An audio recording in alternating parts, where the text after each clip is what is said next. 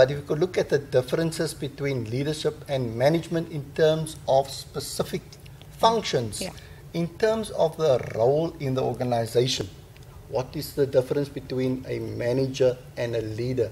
So the manager acts mainly as the administrator, as we mentioned before, getting the task done, being task-oriented.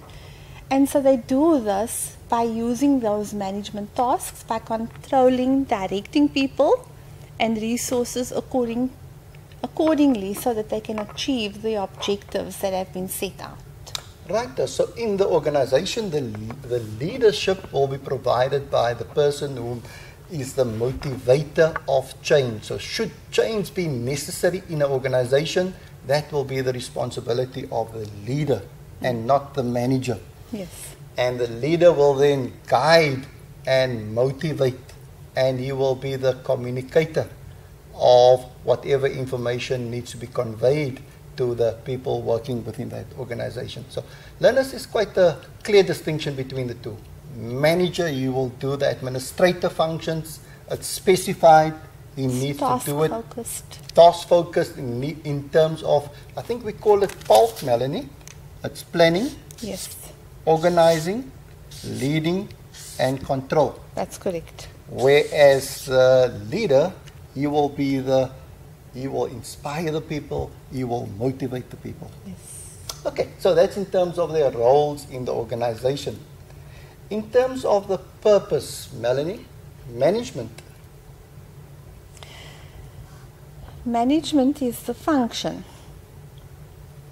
And so the manager will go about ensuring that everything that is expected of his staff members, the employees, everybody working with him is done. And so he will pretty much take on a monitoring role there and a supervisory role. Whilst the leader will look in terms of relationship. How does he build relationships with the people working in his organization? He needs to set up a vision. He needs to inspire them when they are down. He needs to communicate ideas with them. And then whatever changes needs to be brought about, he needs to gain acceptance. Yes. Or they need to gain acceptance of it through the leader. Manager will just be task-driven. Yes. He's got a target, he's got to reach it. Okay, Melanie, if you can just look at examples of where management is involved and where leadership will be involved. So managers, some of the things that they do as part of their planning is to draw up budgets and business plans, for example. And they will mobilize the necessary finances accordingly, according to these business plans. They will also then monitor the progress of the people, how far they've done with their plans, and they will then review those plans as well, because that would be part of the management function.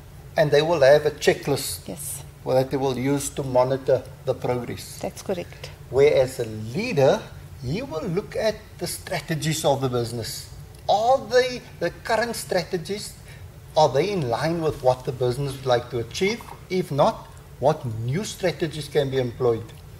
And then the leader will also recognize the potential of the employees, and he will then either recommend that certain employees must be used in other positions, whereas the manager, if you are doing a certain type of work, you will just continue doing it, and there will be no difference in the terms of your responsibilities.